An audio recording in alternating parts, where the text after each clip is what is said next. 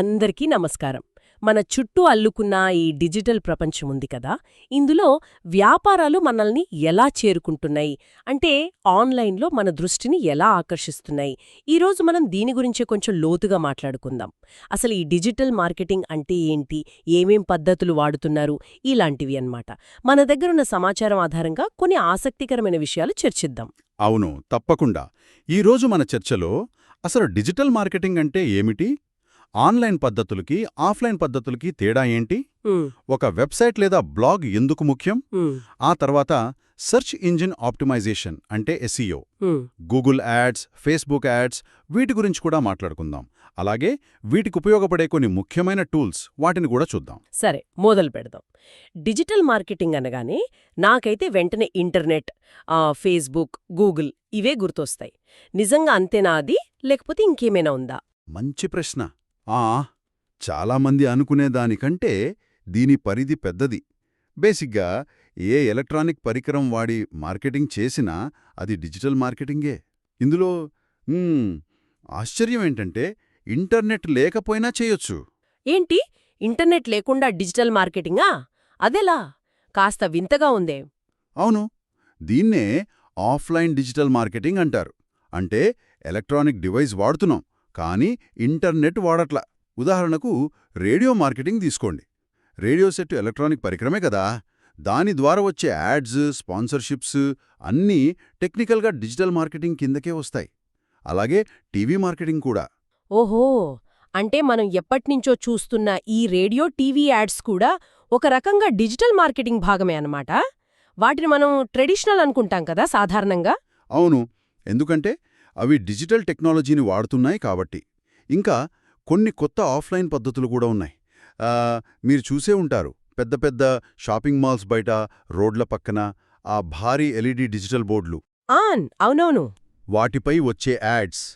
కొన్ని కంపెనీలు వాళ్ల సాఫ్ట్వేర్ డెమోలు ఇవ్వటానికి సీడీలిస్తాయి, లేదా ప్రొడక్ట్ డెమో సీడీలు. చివరికి ఫోన్ మార్కెటింగ్, అంటే కాల్సు, ఎస్ఎంఎస్ ద్వారా చేసే ప్రచారం కూడా.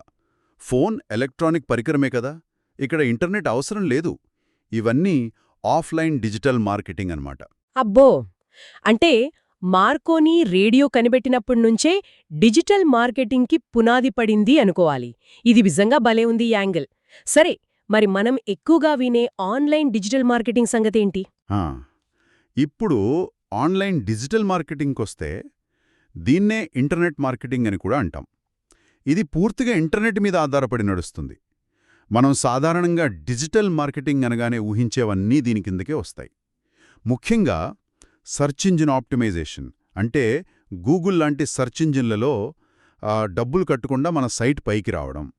తర్వాత సెర్చ్ ఇంజిన్ మార్కెటింగ్, అంటే గూగుల్ యాడ్స్ లాంటి paid ads. Social media marketing, Facebook, Instagram ads వగైరా. ఈమెయిల్ మార్కెటింగ్, అఫిలియేట్ మార్కెటింగ్, ఇవన్నీ ఇందులో భాగమే. అర్థమైంది. అంటే డిజిటల్ మార్కెటింగ్ అనేది పెద్ద గొడుగు లాంటిది.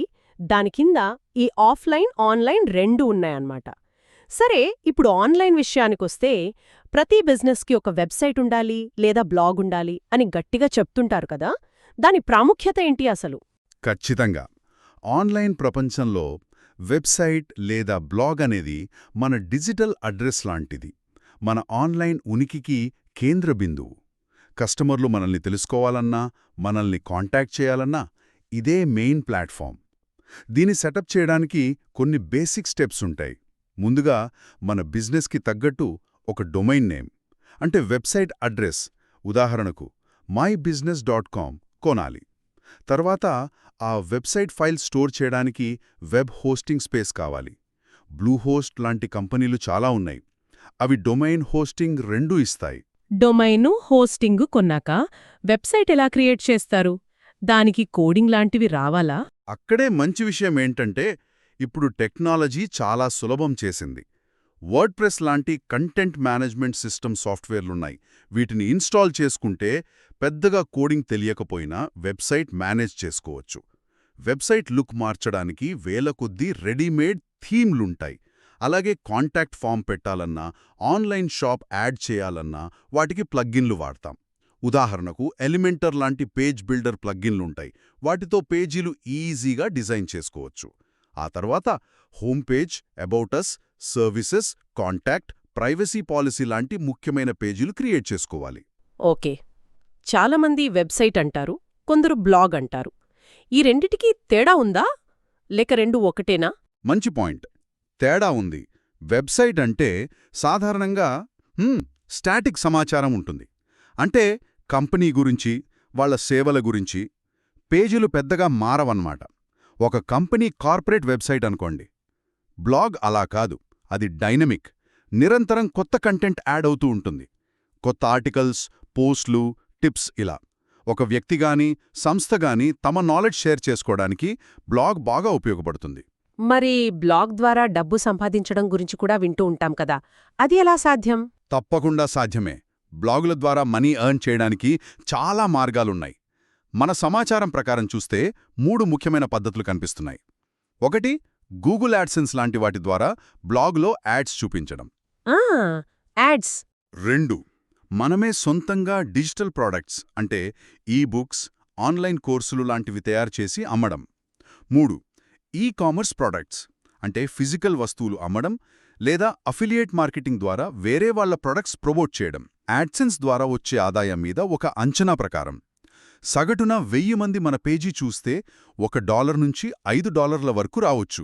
అయితే ఇది టాపిక్ని బట్టి, ఆడియన్స్ని బట్టి చాలా మారుతుంది. చాలాసార్లు సొంత ప్రొడక్ట్స్ అమ్మడం లేదా అఫిలియేట్ మార్కెటింగ్ ద్వారా వచ్చే ఆదాయం యాడ్సెన్స్ కంటే ఎక్కువ ఉండొచ్చు, కానీ దానికి ఎక్కువ ఎఫర్ట్ పెట్టాలి. ఓకే. ఒక మంచి వెబ్సైట్ లేదా బ్లాగ్ రెడీ అయింది, అంత బావుంది. కానీ జనాలు దాన్ని ఎలా కనుక్కుంటారు? గూగుల్లో వెతికితే మన సైట్ కనిపించాలి కదా. లక్షల సైట్లుంటాయి. ఇక్కడే ఎస్ఈఓ వస్తుందా? దాని గురించి చెప్పండి. ఆను, మీరు సరిగ్గా పాయింట్కొచ్చారు. ఇక్కడే సెర్చ్ ఇంజిన్ ఆప్టిమైజేషన్ ఎస్ఈఓ చాలా ముఖ్యం. ఎస్ఈఓ అంటే సింపుల్గా చెప్పాలంటే గూగుల్ లాంటి సెర్చ్ ఇంజిన్లకు మన వెబ్సైట్ గురించి అర్థమయ్యేలా చేయడం. ఎవరైనా కొన్ని కీవర్డ్స్తో వెతికినప్పుడు మన సైట్ సెర్చ్ రిజల్ట్స్లో పైకి, ముఖ్యంగా డబ్బులు కట్టకుండా ఆర్గానిక్గా కనిపించేలా చేయడం. గూగుల్ ఏం చేస్తుందంటే 3 పనులు చేస్తుంది. 1, క్రాలింగ్ అంటే వెబ్సైట్లను వెతికి పట్టుకోవడం. 2, ఇండెక్సింగ్ ఆ సైట్లలోని సమాచారాన్ని అర్థం చేసుకుని తన డేటాబేస్లో పెట్టుకోవడం. 3, ర్యాంకింగ్ యూజర్ ఏదైనా వెతికినప్పుడు వాళ్ల ప్రశ్నకు బెస్ట్ రిజల్ట్స్ని వరుసలో చూపించడం. ఆ బెస్ట్ అనేది రెలెవెన్స్, అథారిటీ, యూస్ఫుల్నెస్ మీద ఆధారపడి ఉంటుంది. అయితే గూగుల్లో వెతికినప్పుడు అన్నీ ఒకేలా కనిపించవు కదా. కొన్నింటి పక్కన యాడ్ అని చిన్న అక్షరాలతో ఉంటుంది, అవి పైనుంటాయి. కొన్ని మామూలుగా కిందుంటాయి. ఏంటి వాటి మధ్య తేడా? ఖచ్చితంగా గమనించాల్సిన విషయం అది. గూగుల్ సెర్చ్ రిజల్ట్స్ పేజ్, దాన్ని సర్ప్ అంటారు, లో 2 రకాల ఫలితాలుంటాయి. ఒకటి, చెల్లింపు ప్రకటనలు, పెయిడ్ యాడ్స్. ఇవి మీరు చెప్పినట్టు పేజీ పైన లేదా కింద ఉంటాయి. పక్కన యాడ్ లేదా స్పాన్సర్డ్ అని ఉంటుంది. వీటికి బిజినెస్లు గూగుల్కి డబ్బులు కడతాయి. Search ads, text ads, shopping ads, product బొమ్మలతో ఇక్కడ కనిపిస్తాయి. ఓకే. రెండోది ఆర్గానిక్ లేదా సహజ ఫలితాలు, ఆర్గానిక్ రిజల్ట్స్. ఇవి ఎస్ఈఓ ద్వారా పైకొస్తాయి. గూగుల్ అల్గారిథం సాధారణంగా ర్యాంక్ అవుతాయి. వీటికి డబ్బులు కట్టక్కర్లేదు.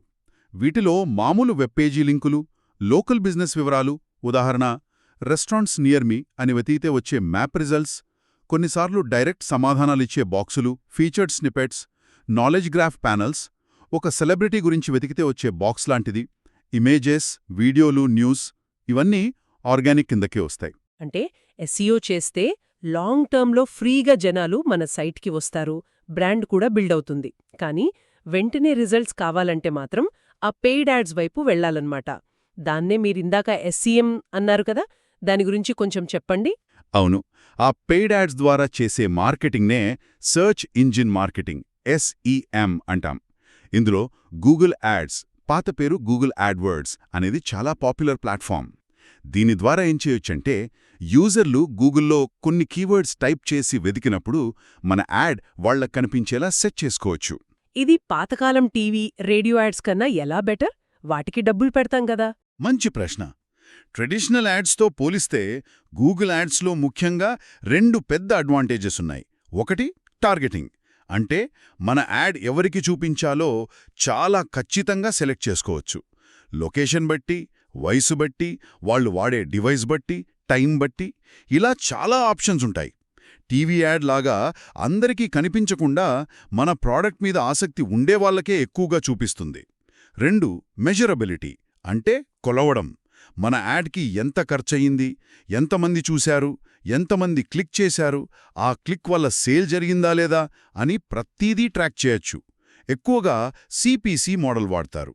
అంటే ఎవరైనా యాడ్ క్లిక్ చేస్తేనే మనం పే చేస్తాం, యాడ్ కనిపించినందుకు కాదు. ఓహ్ అలాగా. అంటే బడ్జెట్ వేస్ట్ అవ్వకుండా చూసుకోవచ్చన్నమాట. ఇది కీవర్డ్స్ బేస్ చేసుకుని పనిచేస్తోంది. అంటే యూజర్ ఏదో వెతుకుతున్నాడు, అప్పుడు మనం యాడ్ చూపిస్తున్నాం. సరే, మరి సోషల్ మీడియా సంగతేంటి? ఇప్పుడు అందరూ ఫేస్బుక్, ఇన్‌స్టాగ్రామ్‌లలోనే ఎక్కువ టైం ఉంటున్నారు. అక్కడ కూడా యాడ్స్ బోలెడొస్తాయి. అక్కడెలా చేస్తారు మార్కెటింగ్? అది డిజిటల్ మార్కెటింగ్లో మరో పెద్ద pillar, social media marketing SMM. Facebook, Instagram, LinkedIn లాంటి ప్లాట్ఫామ్స్ కస్టమర్లతో డైరెక్ట్గా మాట్లాడడానికి, బ్రాండ్ ఇమేజ్ పెంచుకోవడానికి, కమ్యూనిటీలు కట్టడానికి భలే ఉపయోగపడతాయి. ఉదాహరణకు ఫేస్బుక్నే తీసుకుంటే పర్సనల్ యూజ్కి ప్రొఫైల్ ఉంటుంది, బిజినెస్ల కోసం బిజినెస్ పేజ్ ఉంటుంది, ఒకే ఇంట్రెస్ట్ ఉన్న వాళ్ల కోసం గ్రూప్స్ ఉంటాయి.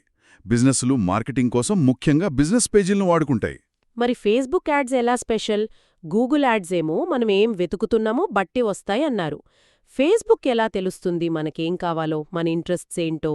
ఆ, ఇక్కడే ఫేస్బుక్ యాడ్స్ పవర్ ఉంది. గూగుల్ యాడ్స్ సర్చ్ ఇంటెంట్ మీద ఎక్కువ ఫోకస్ చేస్తాయి, అంటే ఆ టైంలో యూజర్ ఏం వెతుకుతున్నాడో.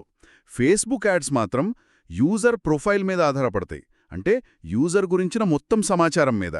మనం ఫేస్బుక్లో మన age, location, job, relationship status, interests, hobbies ఎన్నో షేర్ చేస్తాం కదా. అవును. ఈ డేటానంతా వాడుకుని ఫేస్బుక్ యాడ్స్ ఇచ్చేవాళ్లకి చాలా అంటే చాలా డీటెయిల్డ్ టార్గెటింగ్ ఆప్షన్స్ ఇస్తుంది. ఉదాహరణకు లొకేషన్, ఒక సిటీనే కాదు, ఒక స్పెసిఫిక్ పిన్ కోడ్ ఏరియాలో ఉన్నవాళ్లని, లేదా ఒక షాప్ చుట్టూ 5 కిలోమీటర్ల రేడియస్లో ఉన్నవాళ్లని కూడా టార్గెట్ చేయొచ్చు. Demographics, age, gender, education, job title, relationship status ఇలా. ఇంట్రెస్ట్స్, వాళ్ళు లైక్ చేసిన పేజీలు, వాళ్ళు జాయిన్ అయిన గ్రూప్సు, వాళ్ల ప్రొఫైల్లో చెప్పిన ఇష్టాలు. ఉదాహరణ ట్రావెలింగ్, కుకింగ్, సైన్స్ ఫిక్షన్ సినిమాలు. బిహేవియర్స్, వాళ్ళ ఆన్లైన్ షాపింగ్ అలవాట్లు, వాళ్ళు వాడే ఫోన్ మోడల్, తరచుగా ట్రావెల్ చేసేవారా కాదా, ఇలా చాలా ఉంటాయి. అబ్బా, అంటే మనం ఊహించిన కంటే చాలా డీప్గా టార్గెట్ చేయొచ్చన్నమాట. అందుకేనేమో కొన్నిసార్లు మనం ఫ్రెండ్తో ఫోన్లో ఏదన్నా వస్తువు గురించి మాట్లాడితే కాసేపటికే దాన్ని యాడ్ ఫేస్బుక్లో కనిపిస్తుంది అనిపిస్తుంది. కరెక్ట్. వాళ్ళు మన మాటలు వినకపోయినా సరే, మన ఆన్లైన్ యాక్టివిటీ, ప్రొఫైల్ డేటా, మనం లైక్ చేసేవి, షేర్ చేసేవి, వీటి ఆధారంగా అంత ఖచ్చితంగా గెస్ చేయగలరు. అంతేకాదు, కస్టమ్ ఆడియన్సెస్ అనొకటుంటుంది. అంటే మన వెబ్సైట్కి ఆల్రెడీ వచ్చిన వాళ్లకి, లేదా మన దగ్గర ఈమెయిల్ ఐడి ఉన్నవాళ్లకి ఫేస్బుక్లో మళ్లీ మన యాడ్ చూపించొచ్చు. దీన్నే రీటార్గెటింగ్ అంటారు. ఇంకోటి లుకలైక్ ఆడియన్సెస్, అంటే మన బెస్ట్ కస్టమర్స్ లాంటి లక్షణాలున్న కొత్త వాళ్లని వెతికి పెట్టమని ఫేస్బుక్నే అడగొచ్చు. మన బిజినెస్ గోల్ ఏంటి? బ్రాండ్ అవేర్నెస్ పెంచడమా, వెబ్సైట్కి జనాన్ని తేవడమా, లీడ్స్, కాంటాక్ట్ డీటెయిల్స్ సంపాదించడమా, లేక డైరెక్ట్ సేల్స్ చేయడమా? దీన్ని బట్టి క్యాంపెయిన్ సెటప్ చేసుకోవచ్చు. అద్భుతం. SEO, SEM, SMM ఇవన్నీ వింటుంటే చాలా ప్లానింగ్, చాలా పని ఉన్నట్టు అనిపిస్తోంది. మరి ఈ పనులన్నీ చేయడానికి ఏమైనా స్పెషల్ టూల్స్, సాఫ్ట్వేర్లు వాడతారా? మన దగ్గరున్న సమాచారంలో ఏమైనా చెప్పారా వాటి గురించి? అవును, ఖచ్చితంగా ఉన్నాయి. డిజిటల్ మార్కెటింగ్లో టూల్స్ వాడకం చాలా ముఖ్యం. అవి పనిని ఈజీ చేయడమే కాదు, రిజల్ట్స్ని కూడా ఇంప్రూవ్ చేస్తాయి. మన మూలాల్లో కొన్ని ముఖ్యమైన టూల్స్ గురించి ప్రస్తావించారు. వెబ్సైట్ క్రియేషన్కి వర్డ్ప్రెస్, ఇది చాలా పాపులర్ CMS. ఎలిమెంటర్, ఇది పేజీలు ఈజీగా డిజైన్ చేయడానికి వాడే పేజ్ బిల్డర్. కీవర్డ్ రీసెర్చ్ కోసం గూగుల్ కీవర్డ్ ప్లానర్, ఇది గూగుల్ యాడ్స్లో ఫ్రీగా దొరుకుతుంది. KW ఫైండర్, ఇది మరిన్ని ఫీచర్లతో ఉండే పెయిడ్ టూల్. అసలు జనాలు ఏం వెతుకుతున్నారో తెలుసుకోవడానికి ఇవి ముఖ్యం. ఓకే. SEO అనాలిసిస్కి SEMrush, Ahrefs లాంటివి. ఇవి చాలా పవర్ఫుల్ టూల్స్. మన సైట్ SEO ఎలా ఉందో చూడ్డానికి, కాంపిటీటర్స్ ఏం చేస్తున్నారో తెలుసుకోవటానికి బాగా ఉపయోగపడతాయి. కానీ ఇవి కొంచెం కాస్ట్లీ, ప్రొఫెషనల్స్ ఎక్కువ వాడతారు. ఈమెయిల్ మార్కెటింగ్ కోసం మెయిల్చెంప్ కొంతవరకు ఫ్రీగా వాడుకోవచ్చు. సెండిన్బ్లూ లాంటివి ఈమెయిల్స్ పంపటానికి, ఆటోమేట్ చేయడానికి వాడతారు. అన్నిటికన్నా ముఖ్యంగా వెబ్ అనాలిటిక్స్ కోసం గూగుల్ అనాలిటిక్స్ ఇది ఆల్మోస్ట్ ప్రతి వెబ్సైట్కి ఉండాలి. ఇది కంప్లీట్గా ఫ్రీ. మన సైట్కి ఎవరొస్తున్నారు, ఎక్కడ్నుండొస్తున్నారు, ఏ పేజీలు చూస్తున్నారు, ఎంతసేపు ఉంటున్నారు, ఏ యాడ్ క్యాంపెయిన్ ద్వారా వచ్చారు, ఇలాంటి విలువైన సమాచారం అంతా ఇస్తుంది. దీని ఆధారంగానే మన స్ట్రాటజీలను మార్చుకోవాలి. భలే ఉంది. అంటే ఊరికే కంటెంట్ పెట్టడం, యాడ్స్ రన్ చేయడమే కాదు, వాటి పర్ఫార్మెన్స్ ఎలా ఉందో ఎప్పటికప్పుడు కోల్చుకోవడానికి, అర్థం చేసుకోవడానికి కూడా ఈ టూల్స్ చాలా అవసరం అన్నమాట. ఈరోజు మనం డిజిటల్ మార్కెటింగ్ అంటే ఏంటో, దానిలోని ఆఫ్లైన్, ఆన్లైన్ తేడాలు, వెబ్సైట్ ఎందుకు ముఖ్యమో, ఎస్సీఓ, ఎస్సీఎం, ఎస్ఎంఎం బేసిక్స్, వాటికి హెల్ప్ చేసే టూల్స్, వీటన్నిటి గురించి బాగానే చర్చించుకున్నాం. నిజమే. విడివిడిగా చూస్తే వేరువేరు టాపిక్స్లా అనిపించచ్చు. Website, SEO, Google ads, Facebook ads, email, analytics ఇవన్నీ. కానీ ఒక సక్సెస్ఫుల్ డిజిటల్ మార్కెటింగ్ స్ట్రాటజీలో ఇవన్నీ ఒకదానితో ఒకటి కనెక్ట్ అయి పనిచేస్తాయి. వెబ్సైట్ మన బేస్ అయితే ఎస్సీఓ దాన్ని ఆర్గానిక్గా జనాలకి చూపిస్తుంది. ఎస్సీఎం, ఎస్ఎంఎంలు ఫాస్ట్గా, టార్గెటెడ్గా రీచ్ అవడానికి హెల్ప్ చేస్తాయి. సోషల్ మీడియా ఎంగేజ్మెంట్తో కస్టమర్ రిలేషన్షిప్ బిల్డ్ అవుతుంది. అనలిటిక్స్ మనకి రిజల్ట్స్ చూపిస్తూ దారి చూపిస్తుంది. అన్నీ కలిస్తేనే పూర్తి పిక్చర్ వస్తుందన్నమాట. అవును కదా, అన్నీ కలిస్తేనే ఒక సమగ్రమైన వ్యూహం తయారవుతుంది. టెక్నాలజీ ఇంత ఫాస్ట్గా మారిపోతున్న ఈ రోజుల్లో ఈ డిజిటల్ మార్కెటింగ్ పద్ధతులు, డేటా అనాలిసిస్ ఇవన్నీ కలిసి భవిష్యత్తులో మన అనుభవాలను ఇంకా ఎంత పర్సనలైజ్ చేస్తాయో కదా. అంటే బహుశా మనకేం కావాలో, మనమేం కొనాలనుకుంటున్నామో మనకంటే ముందే ఈ సిస్టమ్స్కి తెలిసిపోయే రోజులు దగ్గరలోనే ఉన్నాయేమో అనిపిస్తుంది. ఈ ఆలోచనతో ఈరోజు మన చర్చను ఇక్కడితో ముగిద్దాం. If you enjoy the video and appreciate my efforts, please consider subscribing to my channel and sharing it with others.